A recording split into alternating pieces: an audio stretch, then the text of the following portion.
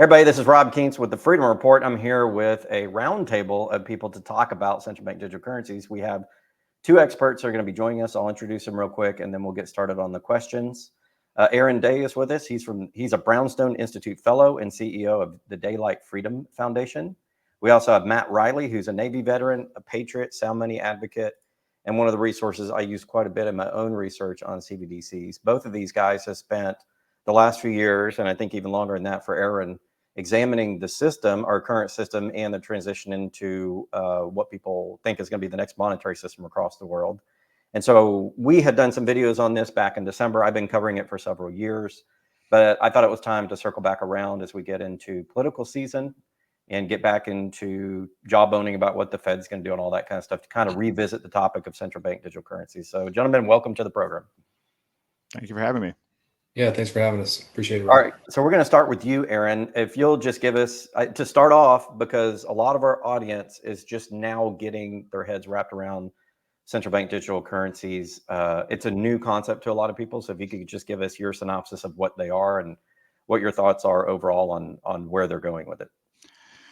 Well, it's an interesting question, actually, because I would argue in a way that we already have a central bank digital currency in a form, because most of our money today is digital. Only 8% of our money supply is actually in physical currency. 92% is digital. And so the way money is created is the federal government issues an IOU to the Federal Reserve, and then the Federal Reserve creates money out of thin air in an Oracle database. And that database is what the federal government uses to write all of its checks. And then when they pay people through these checks, people then deposit the check into their bank account, and then their bank creates a new money out of thin air in their own database, which could be a Microsoft database or an Oracle database. So I would argue in a way that we have a central bank digital currency, but what people think about is usually, and I'm finishing up an article about this right now, it's really all about semantics. A lot of people they're trying to say, well, a central bank digital currency is something that's tokenized. At the end of the day, using blockchain technology or distributed ledger technology, but that doesn't, strictly speaking, looking at the word central bank digital currency, we already have a digital currency. And so it's now just 50 different shades of meaning. I think what people are concerned about is, and there are a lot of misconceptions about what it is. People think that a central bank digital currency is a situation where you'll no longer have an account with your bank, and that everybody will have a direct relationship with the central bank or the Federal Reserve. And that's not actually the case. And none of the CBDC implementations I've seen actually work like that. At best, it's a two-tiered system where the central bank issues a digital currency, and then they still work through commercial banks to do the functions that commercial banks do. So that's not a CBDC. So I really think at the end of the day, it's just more digital currency with more programmability and more surveillance. But make no mistake, the current system that we have is mostly digital and mostly surveilled. So I know you're probably wishing for a simpler answer, but I've actually really been spending a lot of time on this. And I think most of the political debate is on changing the goalpost on the definition to make it so narrow that it looks like they're defeating central bank digital currencies through the legislative process, when in reality, we've had central bank digital currencies for decades. We can't hear you, Rob. Oh, sorry, had my mic off. It's an interesting point you make, Aaron, is that we've been leading up to this system. This has been going on. I would date it back to 1913 with the creation of the Federal Reserve. All of the things eventually leading up to this digitized version of it. And now that we have so much technology, it's easier to take all the pieces they've already been working on in various facets and wrap it into one system. And I think, Matt, that's what you've really been studying, is the evolution into the central bank digital currency model. Talk about your views on central bank digital currency, kind of why you got involved and what are your concerns with it? Yeah, I would mostly defer to Aaron as far as the interoperability and the details of a U.S. dollar CBDC and the retail side of it. Mostly what I've focused on and been trying to wrap my head around is the distinction between wholesale and retail central bank digital currencies at the international level, and particularly within the BRICS Plus organization and things like that. And the wholesale side of it, where I look at, Project 𝙁𝙍𝙀𝙀 with the BIS Innovation Hub in Hong Kong, or the unit monetary framework that BRICS has been tossing around for a few months now. That to me is somewhat encouraging, just because it looks like they actually intend to anchor it to something so that it's not fiat. And just like Aaron was speaking about just now, it's already a tracked digital currency world. It's whether or not that thing that we call currency is anchored to real value. And by all appearances, in order to build trust in a new system, it looks like that's what BRICS Plus is doing, is anchoring the value of currency to something real, so that it's not fiat and floating, at least on the international exchange wholesale CBDC level. It still leaves it to countries to suppress their own populations and use retail CBDCs as forms of control and things like that. But ultimately, there's some aspects to a wholesale international CBDC that is anchored to the value of something real, and it's not fiat. That's actually encouraging in some sense, in my opinion, just because once you anchor the value of it and reduce the ability of any single country or group of countries to influence it, and it's actually on a distributed ledger and distributed vault system with gold and things of that nature, it reduces the ability, just from a competition perspective, for countries to really hold on to their fiat currencies. In order for the US to be competitive, in order for the EU to be competitive and have their currencies hold any value for transactions with BRICS nations, if you want, to import grain from Brazil, if you want Chinese goods, if you want Russian energy, if you want Indian services, if you want any of that, Saudi oil, the newest member of 𝙁𝙁𝙇𝙄𝙬, you're going to have a currency that can link value to something other than what the ECB or the Fed says. And that to some degree to me is encouraging, but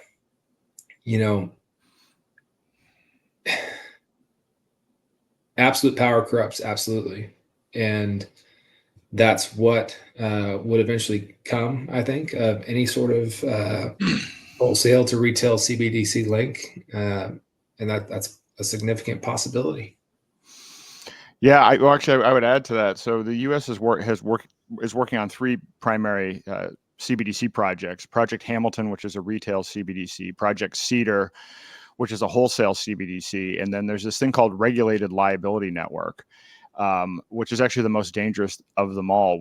It's one platform, it's one ledger that will track all CBDCs and then all other tokenized digital assets on one platform. So you will basically have money and non-monetary assets in a tokenized form that can be monitored and programmed and censored by third parties. And the thing is, with this regulated liability network, I mean, it's in the title, Regulated Liability Network, that they want to keep the existing liability-based system that we have, not something that's actually pegged to precious metals or backed by anything other than liabilities, which is what the basic. Read regulated liability to be regulated debt. Yeah, exactly. And so the thing is that they've designed this so that the US is working on their regulated liability network, the UK is working on one, Europe's working on one, and Japan's working on one, and they're designing all of these to interoperate, which means that what they're pushing for is a system where there's one global database for all assets that's centrally monitored and controlled. And that's my concern. And my big concern about this, and the thing that I've talked about in my book, is that it's, every fiat currency in human history has failed. The average fiat currency only lasts 27 years. There are 7 main reasons why fiat currencies fail: economic mismanagement, competition, war. I mean, you can imagine probably what they are.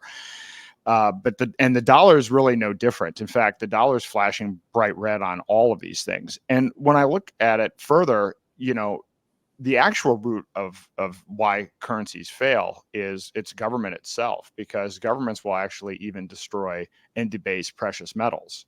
So, I mean, obviously we saw this by the end of the Roman Empire, the denarius, silver denarius, had 0.05% silver in it.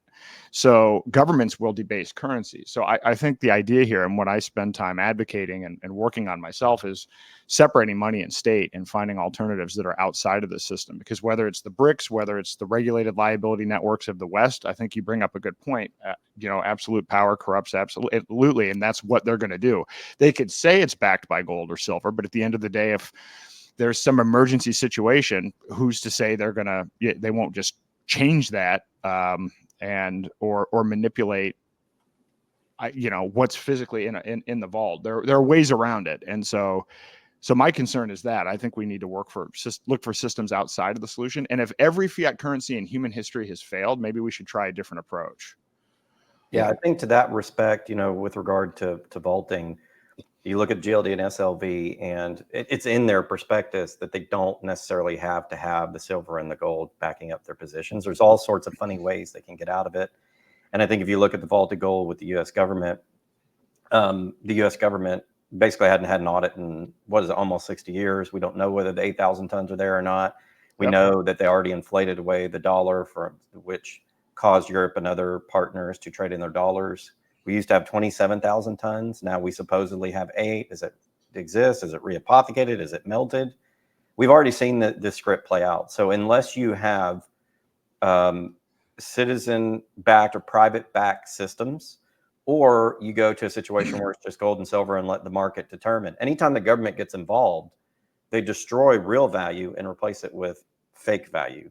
And so whatever they're going to do with the CBDCs, that's what they're going to do. It doesn't matter what they're saying now. And I want to add to the point that I have a friend that has had experience working with the BIS on CBDC projects. She's privy to a lot of information, and she doesn't see the bigger picture because a lot of the people working on this aren't told this. They're told, oh, this is the next evolution of finance. We need to blockchain everything. We need to smart contracts and all these things because it's going to facilitate better contracts and better reduces transaction cost, financial inclusivity, accessible to the little guy, these little key words that people get propagandized in their roles, and people believe it, but there's always like a sinister mode behind it. Look at the Federal Reserve. It's not federal with no reserves. And is it for the people? It's obviously not for the people, but it was sold as being, this is going to stabilize the system, right? What are your thoughts on that, Aaron? What do you, it's hard for people to wrap their head around this. Why would somebody want to do this? And how can it be coordinated at the global level? Governments can't agree with each other on anything. How could they possibly do this? What's your answer to that? So I just wrote an article about this. It's on Brownstone. It's called "You Might Own Nothing Sooner Than You Think." It's a fairly long article, but it goes into a lot of this. I think a lot of what we think about that's going on geopolitically is countries being against one another. There's been a big movement towards one world global government for 5 decades, and actually even longer than that has been a push for what's called technocracy, which is a form of government where elites pick scientists and engineers to make decisions for everybody. This actually started out with Technocracy Inc. in the 1930s. And their whole purpose, if I had to summarize succinctly what technocracy is about, it's about flipping the economic system from being a price-based system to being a system based on energy credits. That is entirely the basis of technocracy. And so once you do that, once your currency is based on your energy usage, then you can tie a social credit system to that. So I think what's going on behind the scenes, when you look at the fact that there are now 134 countries representing 98% of global GDP working on CBDCs, and when you see that they are working in conjunction with the UN, the WEF, the Bank for International Settlements, the World Bank, and the IMF. These organizations are actually kind of designing toolkits and trying to push standards, because to me, the way that this works in phases is first you do a CBDC, then you take all of your assets, digitize them, tie them to CBDCs, then you connect all of the different countries together. And once you've done that, then you can flip the underlying CBDC to being backed by energy credits. So if you wanted to ask me, and I go into this in my book and in this article, where they're trying to move towards ultimately is imagine a one world government where the 17 sustainable development goals of the UN are the elements of a social credit system, and where the digital currency is backed by energy credits. That's the end game. And you bring up a good point. The people that are involved in it, They don't know. I like to call this model organized incompetence, where you have people at the top that know what the strategy is, but then every layer down has less information, and they have less of an incentive, and their livelihood kind of depends on not asking the people above them what's actually going on. It's actually an ingenious system to be able to implement something where you can actually convince people at the lower levels that they're doing something noble, but then also put in place safeguards to make it so that they don't even question what's happening. Yeah, and I think that's been done politically for a long time. If you look at Marxist, Nazi, socialist, communist type systems, this is what they do. They have a layer of technocrats or bureaucrats that run everything, that are told you're doing this for the benefit of the people. But in reality, it's a few people at the top that kind of know what's going on, that have orchestrated this. Matt, what's your view on this, in view of your research on, the Russian paper of the Unit Foundation? What is your views on the next step for CBDCs based on that research? The next step for wholesale CBDCs and kind of detaching from the US dollar-based system, they need to just denominate things in something other than USDs. And that basically is going to be grams of gold, from what I can tell. It could be 40% gold and 6% fiat currencies and things like that, as they talked about in the unit white paper. But ultimately, if you're anchoring at something that's really in that unit, that gram of gold, and that's what they're gearing up to do over the course of the next year. Probably see some announcements at the Kazan summit in October. And we could go into the base details of how 𝙁𝙁𝙇𝙄𝙬 works and things of that nature, and how it will integrate. But I want to go back just a second and kind of pose a question to Aaron, if you don't mind, because Go for it. You mentioned energy, carbon credit as a social credit. Ultimately, money is just a tracking system of energy. That's all it was really meant to do, was to intermediate point of sale from the point of purchase, and to be the middle there. It was meant to represent, hours of labor or energy used, and things of that nature. So something that You're tracks saying basically energy, either natural or kinetic energy, labor. yeah, whatever, if it's just a digital ledger and it's dictated by the government, what the value of any unit of measure is still a fiat system, which is what you talked about previously. And I don't know how the powers that be, if you will, particularly within the IMF, G7, and BIS system, how they're going to maintain faith in that system, and buy commodities from commodity producers and control the labor of the vast majority of the population in the world, in Southeast Asia and Africa and South America. I don't know how they're going to do that through that social credit system. We could track point of sale transactions here in America and stuff like that pretty easily, but what if they're not on board with that in BRICS Plus, and there's a bifurcation of the system? Eventually, that unit has to be able to buy something from service exporters. I guess let me make a more concise question for Aaron. If it's still fiat, what does it really matter if we call it carbon credit or something like that versus the dollar or an ounce of gold? How do they maintain credibility and usage of fiat, no matter what the name is? They do it by force. The whole point about this is actually to create a one world global government. So this isn't something that happens overnight. It happens in phases, and you can actually see it laid out. So it's, again, CBDCs, then regulated liability networks, then connecting the regulated liability networks. So it's a combination of the surveillance state and using force. That's actually how they do it. I'm not saying it's going to work. I'm saying what they're trying to do. I think I think it'll fail, but they might wipe out humanity in the process. Like that. This is actually my concern with this. But this idea of moving to an energy credit based system is something that, it's been a dream of the technocrats for almost 100 years. but they're actually closer to carrying it out. There's a MasterCard product called 𝙁𝙍𝙀𝙀, 𝙁𝙁𝙀𝙀, that you can Google, and you can see this is an actual MasterCard with the UN logo on it, and the number 13 representing the Climate Action Sustainable Development Goal.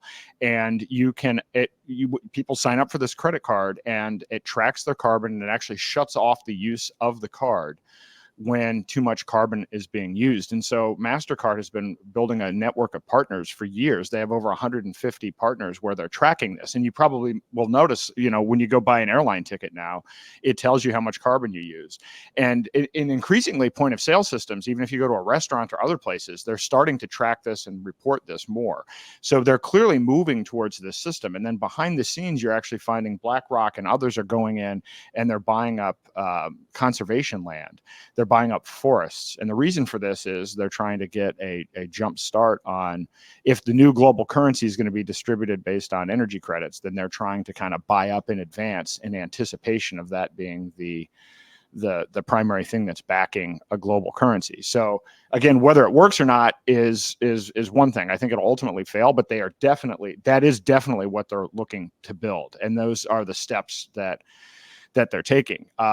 Hopefully people will revolt. I certainly hope that that's the case. But I mean, certainly the World Bank and the IMF have destroyed a lot of countries. I mean, and you're actually seeing the destruction of farmers and farmland as well. I mean, you might say, well, how could that happen? And yet they're working on it anyway. And their plan is to continue to do this.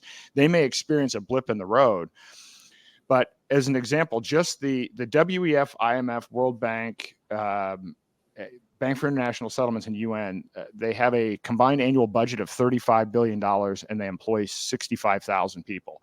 So this is a pretty concerted effort. Now, these aren't the people even driving the ship. These are just the front organizations for the larger players that are kind of pulling things behind the scenes. But just the top 10 WEF partner companies have a combined market cap of $9 trillion, employ 6 million people, and have $1.5 trillion worth of cash on hand. So this is not a trivial thing that's happening here. This is something that's been going on for decades, and they just continue to put in new elements every time there's an emergency, whether it's 9/11 or the financial crisis in 2008 or COVID. They put in more surveillance infrastructure and more tracking, and they never take it away. So we're getting that much closer to them being able to implement this kind of tyrannical system, which is why what I warn people is the way out of this is to not comply and to exit the system and to start using alternatives, because we can get a sense of what their intent is. And I document this in my book. None of what I'm saying is a conspiracy theory. I mean, this is stuff that you can find from their source material directly in their own words. I mean, you can find this UN and WEF material. If you look at the Trilateral, I view the Trilateral Commission, the Club of Rome, Bilderberg Group, Council on Foreign Relations. Those are kind of the groups behind the scenes pushing these things, and you can read their own materials. And so that's really what we're up against. We're up against people that are moving towards complete centralization. And how much the BRICS stuff is real drama or even manufactured drama, to me, is an open question as well. Touching on the Paris Club, for example, and BRICS Plus, what's somewhat encouraging to me in that realm is like in the expansion round last year, one of the countries that was invited and actually did join BRICS was Ethiopia. And look at what Ethiopia was doing with the Paris Club throughout 2023. You kind of see, the road laid out that they were going to join BRICS, and China renegotiated their debt with Ethiopia, and the Paris Club was pissed about it. And there's dissension in the ranks within the Paris Club. Essentially, their model has always been, no, we will not write down a single cent of debt for any nation, but we'll always just readjust terms. We'll schedule out longer, we'll change interest rates, we'll refinance, we'll change the denomination, we'll blah, blah, blah, blah, with whatever concession. Let us put a military base there, whatever. But Ethiopia actually stood firm with the Paris Club last year and said, pound sand, renegotiate, write down some of the debt, or you'll get nothing, basically. And that's kind of a sign to me that is encouraging in some sense, that the IMF and the Paris Club, all debt organizations, they're a debt cartel, that their grip is breaking. It's breaking along lines, like there may be factions within it, kind of like warring tribes trying to, they all want the same overall goal, but each one of them wants to be the Yeah, the and something to kind of tagline on this, when we talk about, for example, Project 𝙁𝙍𝙀𝙀, and what BRICS is going to do with that. Yes, it's run out of the BIS Innovation Hub in Hong Kong, but the BIS does not own or control that project.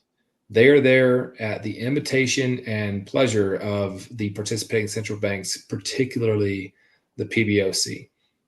The BIS wants to get uppity. You'll see conflicting reports come out from members of the Digital Currency Research Institute, which is the portion of the PBOC that's participating in 𝙁𝙁𝙀𝙀, versus what the BIS Innovation Hub and Benedictine Nolans, who's the head of the BIS Hub in Hong Kong, the member banks will come out and say, yes. For example, at the beginning of this year or end of 2023, they would say, member banks would say, yes, minimum viable product, probably first or second quarter of 24, we're going to do it, all these big plans, and they would put timelines on stuff. But the BIS would come out in their press releases and throw cold water on everything and try to muddy the waters about what the timeline is. And it may never, make it to MVP, or we don't know when it's going to be, and things like that. They don't control it. It's something very important to know and keep in mind. They're there as almost spies in a sense, but the member banks of 𝙁𝙁𝙀𝙀 are using the BIS for whatever value they can get out of it for coordinating purposes between them and the central banks of the West. But that's it. The BIS has no control over it. They don't own the code. They don't own the vaults and the nodes and the technology that is kind of underpinning it.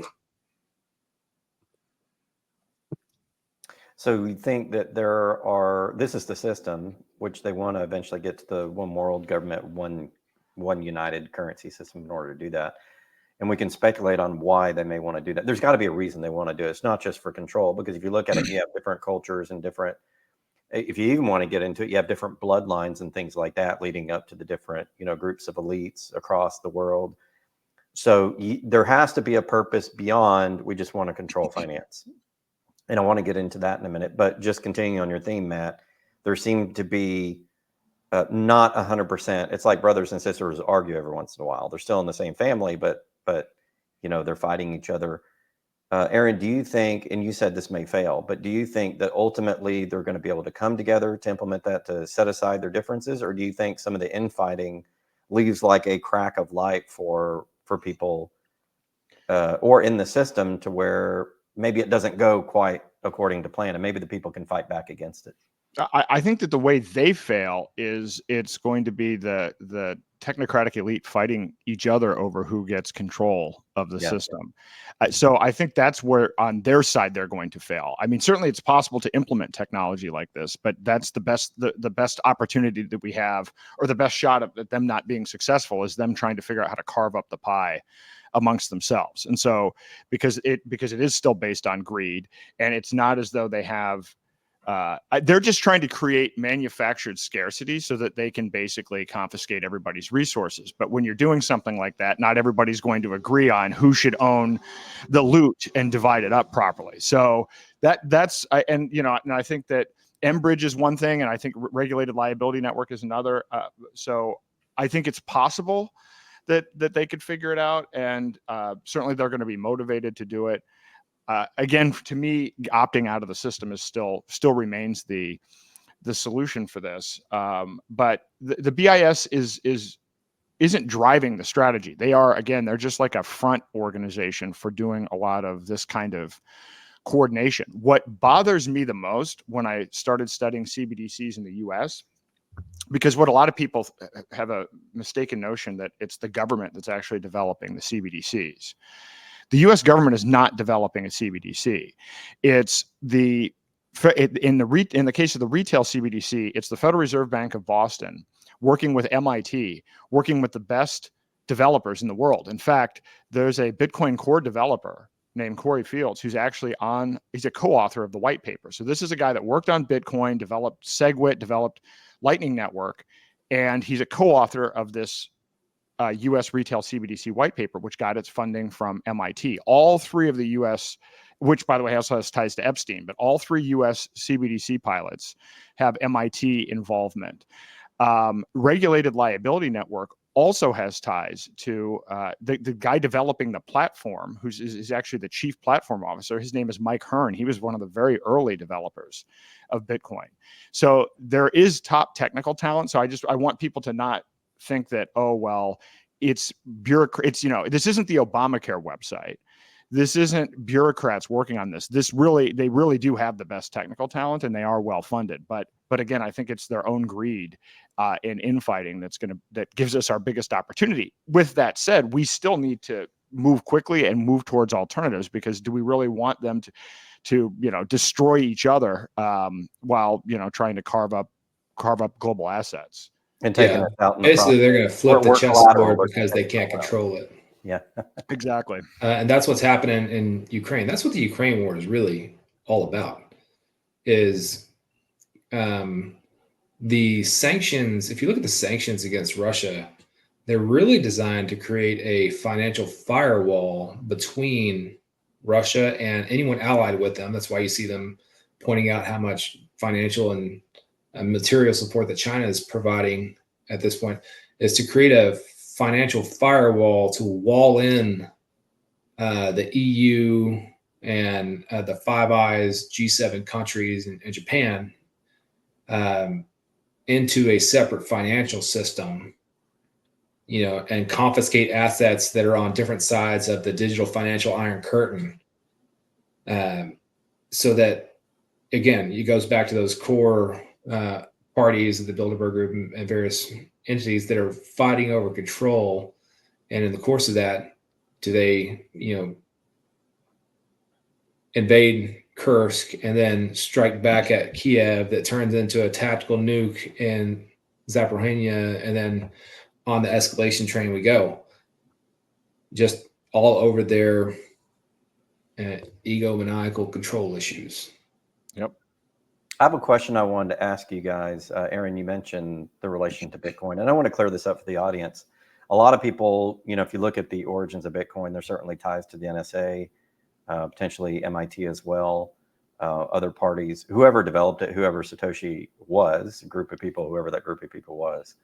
Now we have Bitcoin and other coins serving as a complex of potential private, digital, decentralized currencies. We can argue whether they're truly decentralized. I would argue Bitcoin's not, from a development or a mining perspective, even if it has decentralized nodes. But what do you think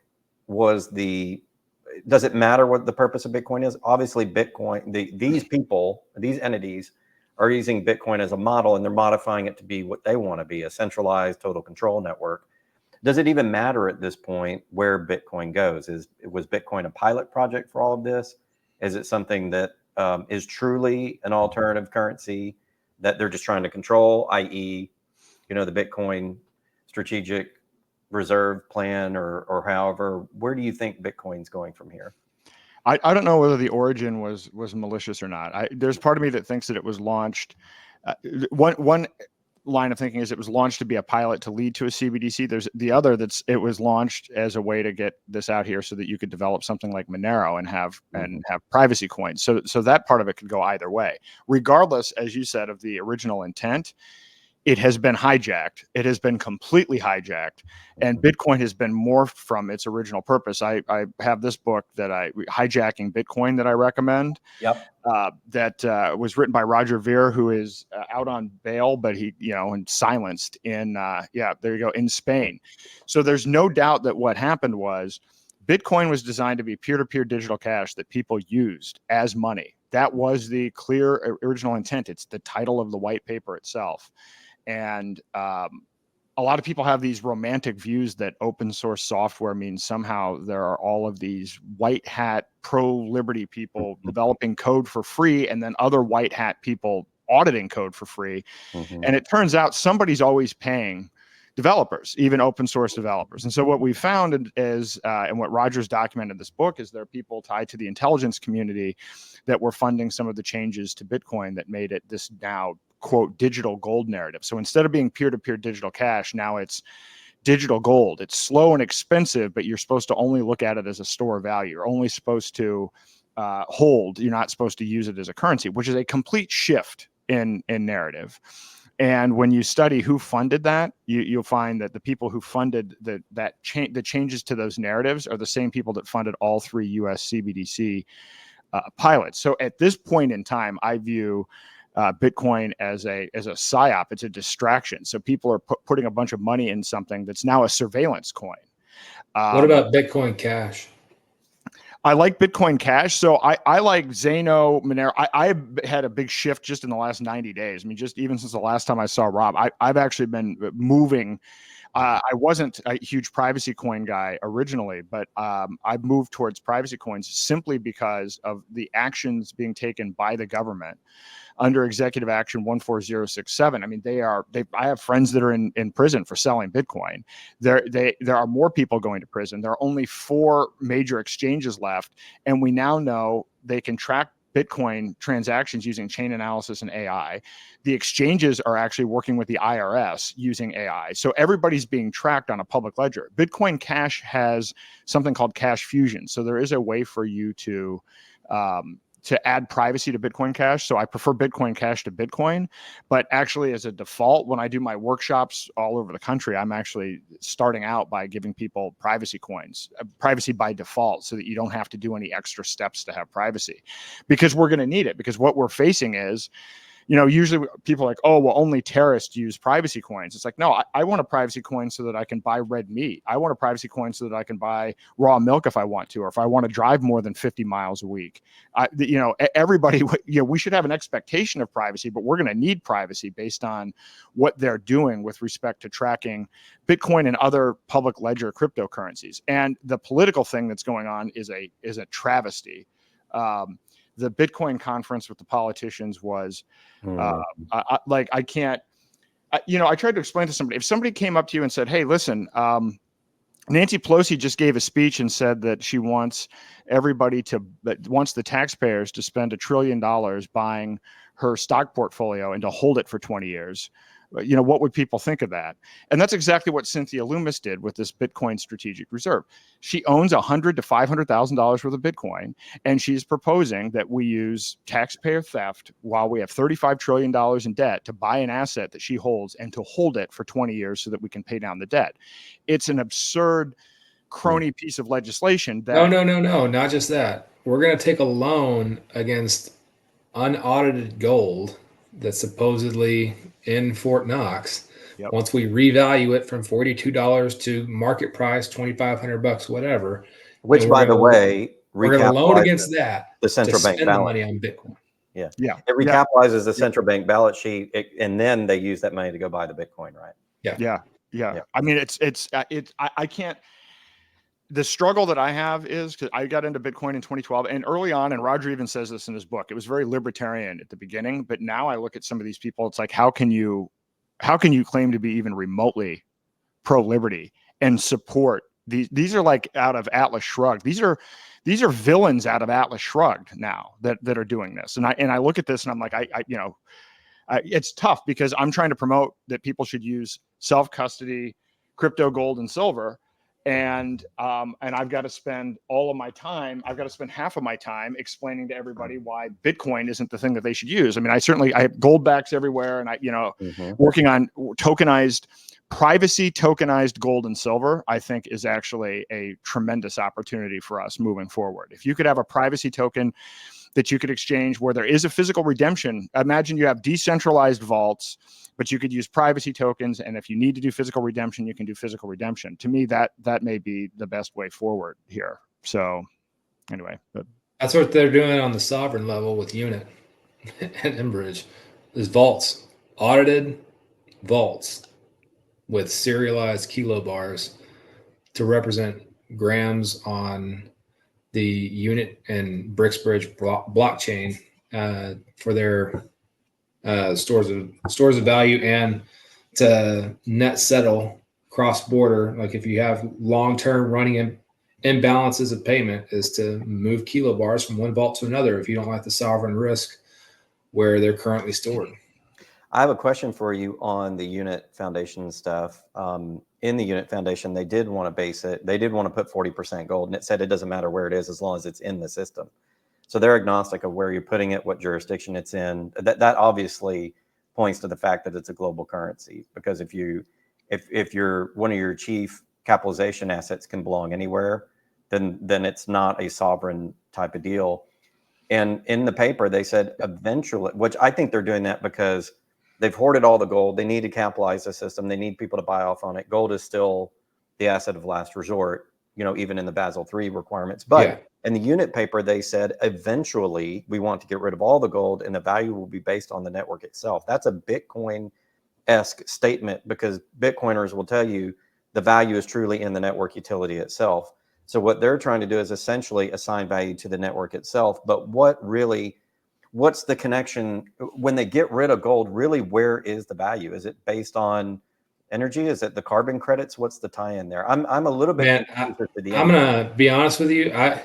This is newsflash to me, and I'm looking at the paper right now, and I don't know where that comes from. As far as eventually towards going the away end. from gold and making it purely the basket. Where's that at? It's down towards the end of the paper where they mention that the value of the network would be in the network itself, will be in the value of that itself. So it sounds to me like they eventually want to push gold out. Obviously, they're hoarding gold for themselves. That's why they don't want us owning it. That's why the suppression scheme, and they're controlling the big gold through the big exchanges is the way that they get it. Because the big exchanges is the way they take it away from supply and then divvy it out through those exchanges to the big players. Because guys like you and me can't, we can buy it at the store, but we can't get the big amounts. But eventually in that paper, in the Unit Foundation, they're saying eventually we won't need gold. So I think that there's this thought that gold is this transitional step, and then there's something coming after, and that may be the long game or the end game. But I'm curious, as they get rid of the gold, what is the value in the network? Are they going to convince people simply that it would become another pure form of fiat, wouldn't it, eventually? I don't think so. I'm looking at the paper and that basket rebalancing section, and I don't take that from this, but that would also destroy the trust layer that would even enable this system to begin with in the first place. You're right. It wouldn't be agnostic or apolitical money if they ever got rid of an anchor of value. Because then you get back to the reason that the dollar was so difficult to displace to begin with, is what's the intermediate measurement point between foreign exchange rates? Foreign exchange rates can fluctuate, with an anchor point if it's, tied to gold. But if they all completely float and there's no anchor point between them, international commerce breaks down. Yeah. Last question. I don't know. They managed to pull it off so far. This is why the more I dig into even the mechanics of how money works, just like technically how the databases work and everything else. Henry Ford's quote, "It's well enough that people of the nation do not understand our banking and monetary system, for if they did, I believe there would be a revolution before tomorrow morning." The existing system that we have now is so absurd that you actually scratch your head and say, how do people believe in this? It was an evolution. It started with gold, right? Yep. $35 to an ounce, things like that. Then Nixon depegged it August of 71. But Kissinger, within a few years, turned it into the petrodollar by 4 and 5xing the size of the oil market to back Saudi oil, or back the U.S. Treasury market with Saudi oil. And that has been the lack of an alternative, and the indexing of all contracts at that point, derivatives to the dollar, is what held dollar dominance from mid 70s to current day, really. And then the strength of the U.S. military, the lack of an alternative, and the general prosperity that happened from the peace dividend of the fall of the Berlin Wall in 1990. That is what has sustained it to this point. But now, in the course of replacing an old system with a new one, the only way to build higher trust in the new system and get greater participation in it and get that network effects to transition to a new system is to back it with something which is gold again. And will they eventually destroy the backing? Yes, guaranteed. But that's just the lather, rinse, repeat cycle of human existence. But why don't we try to not do that, though? Because if we know that, and that it is absolutely true that thousands of currencies have gone through the same cycle, and at the core of it is actually government issuance of currency. So I think rather than it just being the 5 global reserve currencies prior to the dollar lasted an average of 84 years. We've lasted a little bit longer, and we've lasted over 100 years. But nevertheless, we're at the end of our kind of normal life cycle for a global reserve currency. And so now but rather than say, well, now it's going to shift to the BRICS. Why don't we just say, why don't we stop the boom and bust cycle of debased currency and work on something that removes state from money itself? I guess that's my point. Now, how to do that is a separate issue, but yes, but we're talking about this. If we do the same thing, if we allow governments to issue currency, even if they issue it based on precious metals to start, we know what they're going to do, like Nixon did. So why don't we try to come up with something different? That would be coming up with something different really boils down to being able to control government spending. I mean, more than what the unit of denomination is and things like that is, you're talking about something that's not how do we measure output and energy, and more about how do we control the overspending of government. Well, I don't know that we can solve the I think there are a variety of different ways people can organize themselves politically, but if we have money that is separated from state, that'll actually, money being separated from state is what will keep government spending in control. It's the ability of governments to print money that is what actually drives it. Because you're right. I mean, right now, what is the dollar backed by? I mean, the dollar is backed by government spending. At the end of the day, it's the government deciding that they issue an IOU to the Fed to spend money. That's the essence of that's the distribution method or the creation method for fiat currency. And that's clearly not going in the right direction. And there's no political, I watching this political stuff, people are like, oh yeah, well, we're going to save things. It's like the largest budget items are entitlements and defense spending. And the Republicans are planning on increasing that. There is no one is offering a reduction in the debt. That's not even on and interest expense, which now exceeds defense spending. Exactly, an interest expense. But if the other two you're expanding, you're not going to be in a position where you're going to be reducing the interest expense. It's not even on the table. Nobody's even politically talking about reducing the debt or reducing government spending or talking about it in a way where when you actually look at what they say, it translates to. It reminds me of an 𝙁𝙁𝙍𝙀𝙀 skit he did a long time ago, talking about people's concept of death. Like, somebody murders someone down the street, everybody's appalled, but Pol Pot murders millions, and it's not even on a scale that we can comprehend, so we don't even want to address it. And that's what is currently happening with our modern authorities. And they can't even conceptualize, we can't even conceptualize 35 trillion and what that means, and what 120% of GDP just going to interest, defense spending and entitlements, what that even means. Because if you truly confront the answer, it's extremely uncomfortable. It wrecks your paradigm, if you actually have to confront it. So just don't confront it. Don't look at the elephant in the room. Don't address it until it just tramples you. That's what's going to happen. In politics, the bigger lie you tell, the more believable it is, because people cannot comprehend something at that scale. And if you go to, my ex-wife was involved in the Vietnam War. She is Cambodian. She got put in concentration camps. Certainly, if you go through it, you can comprehend it and the effect that that has on your life. But if you're not going through it, it's very difficult. And that goes to how all of this international cooperation can occur in the first place. You have all your people in each country being the worker bees focused on living their own lives, and you have all these guys up top doing all this stuff, and people will never believe it.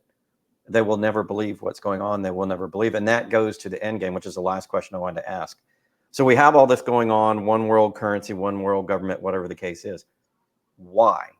Why do all of these people who are super rich individually and already have power control want to take us to one world government? And for me, I go to science fiction. I look at Star Trek. I look at all of these different films, The Expanse. And the one thing that is clear with regards to how they treat money is they went to an egalitarian society. They got rid of traditional measures of money and were pushing human existence out to space. Is this their realization that eventually, given resources and things like that, that they're going to want to push the envelope and push, with all their hidden technologies that they have, that we've had glimpses of the hidden technologies all the militaries have?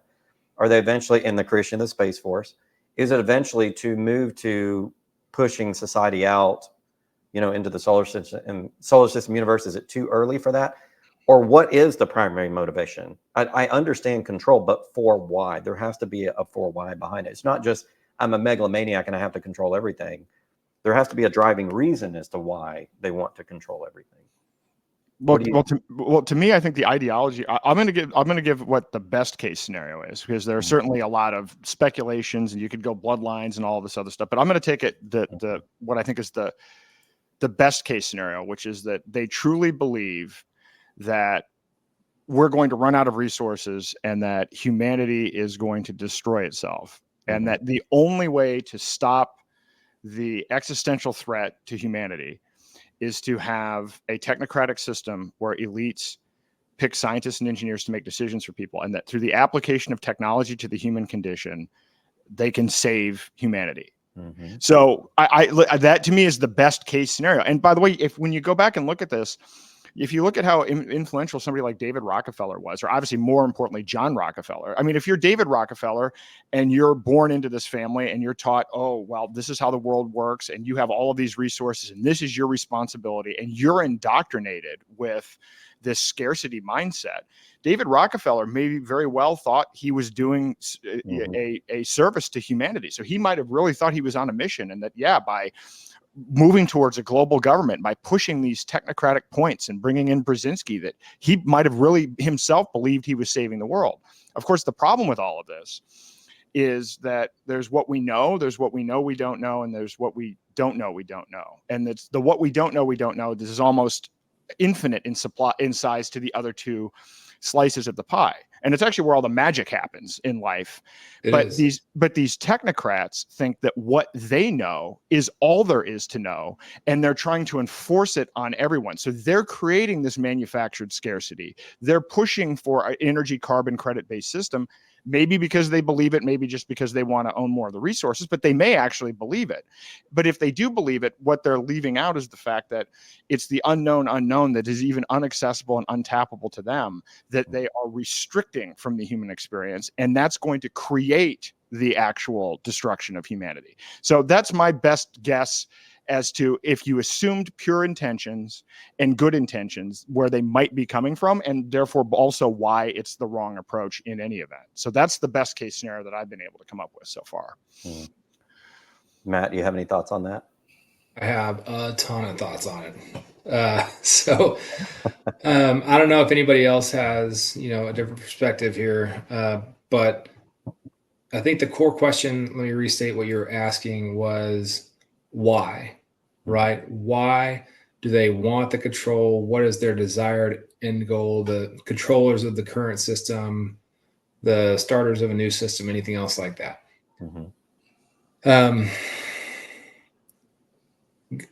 From a core perspective, foundationally, the desire to control other humans is evil, in my view. Be it your neighbor, physical abuse of someone, emotional abuse of an individual, control over large societies, and control of over other people's behaviors. The desire to control other humans is evil. And that stems from a core belief that I can't, discuss this without bringing up, a faith in Jesus and the way, if you look at the overarching path of this, it's been carried on through generations, just like Aaron was just talking about with, John D. Rockefeller to David, and through various other people, right? And a lot of them think they're doing a public service or that they're doing the best they can and things like that. But what is one thing that cuts across all that is the presence and true existence of evil, darkness in the world, and how it influences these people. Like, some people detach right now, but look, angels and demons are real. And if everybody at the Bilderberg group doesn't exactly know what they're doing, but the plan is coordinated by an entity that is not of this world, yeah, sure, they won't know exactly what's going on, but they're carrying out a piece of a puzzle that is orchestrated by evil, that is anti-human. It hates love. It hates humanity. And that is the ultimate end goal of control. Global control of a population is the more suffering, the more human death, people dying without knowing and having a personal relationship with God, the better, from the perspective of the enemy, the devil. And that's who coordinates this. If you really want to know my view, is there's good and evil in this world, and the evil doesn't rest. Yeah, and I would say what Aaron said, the unknown, where all the magic is created. In Christian theology, you look at it as God. However you look at it, if you look at it, if you look I was at thinking the same thing when he was talking about, yeah, known unknowns and unknown unknowns, and the bridge between there. And Aaron, you rightly captured it, that the majority of information and knowledge is out there in the unknown unknowns. Like, we just don't have enough time on planet to even grasp the amount of information that's out there.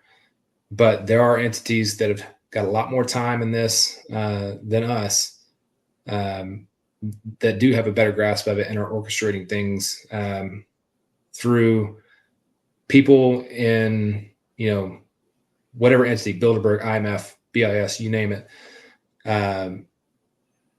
Some of them have struck the devil's bargain and are straight up devil worshippers. I mean, they're pretty open about it. But the majority of them, I don't actually think know who they're working for. Yeah, and I think we're going to go ahead and end this up because we're getting close to an hour. I think to that point, whether or not you're a Christian, you believe in that, or whether or not you believe in just the universe, energy, whatever, we know as humans, we didn't create this. The sun was here long before we were. The earth was here. We do not have the technology of creating. There's some great beyond. Whatever that great beyond is obviously one of those entities, and maybe that's the entity that will be there ultimately to defeat it, because it'd be the only one really powerful enough. Us as individuals, we can't. We can sit there and have this conversation. We can educate. We can do our individual things. And maybe perhaps the conversation we had earlier about how to address this is really just us trying to save ourselves within the system. But the ultimate decider of the system is going to be supernatural, and however that manifests. The way you address it is love your neighbor. Bingo. That's Christian theology, love your neighbor. And that's the way that you address, all evil and all, and all bad acts, whether it be man-made or, or otherwise. All right, guys, thank you so much. This has been a good one. I did, before the recording, invite you guys to come do a follow-up. So if you guys are game later on, we can come do a follow-up, maybe get into some more of the nitty-gritties and educate people about this. What I'd like to do in the next session maybe is also pull up a couple of white papers, just show people this exists. It's real. We're not making it up. And to kind of wake people up a little bit, because you're going to have your literalists and your scientists who are going to say, that's a great conversation, but show me the proof. So maybe we can do a little bit more of that and break it down for people and show how, and then also in the next session, maybe provide a couple of solutions for people that they can. But real quick, before we go, Aaron, I know you've got a book and other things. Why don't you talk about that just real quick, where people can find you? Sure. You can find me at daylightfreedom.org. We are currently scheduling 15 workshops, 4-hour workshops across the country. We have one coming up in New Jersey on October the 5th, and we have several others. We're booking them all the way out through next year. So this is an opportunity to really understand this in more detail. And then I'm on X at Aaron R. Day, so you can find me there. I post very frequently. Okay. And Matt, same question to you. I know you're just getting started on your public side of your journey, but is there a way that people can reach out to you, or? Yeah. Twitter handle is at @EF_Bullion. That's where you can see me posting. DMs are open and stuff like that. But I also published just recently on Substack. Awesome. I don't even know my own Substack address because it's federated. Vince Lansky at Goldfix puts the stuff on there as well. Recent article I put out went to Zero Hedge as well about the Nord Stream bombing and who was really behind that, and kind of debunking the Wall Street Journal article that came out recently. But you can find me most reliably on Twitter for now. Awesome. Thank you, gentlemen, for doing this. We're riding out, or we're going to cut it off, but appreciate you guys coming. Appreciate what you're fighting for. Each of us is doing this certainly for our own reasons, but I think each of us sees a reason beyond ourselves. I know, Matt, that's why you said you recently went from being kind of behind the scenes to being a little more public about it. I know, Aaron, you've dedicated your life to this. I appreciate you gentlemen doing this. There needs to be a group of men around the world that stand up and talk about this and educate and help provide solutions. Certainly you guys are doing that. So thank you so much for doing that. We appreciate it. And until next time, this is Rob with the Freedom Report. Stay tuned. We're going to have more in CBDCs, and we're going to get you, coverage of this so you know what's going on, and we'll get you everything you need to know on this channel.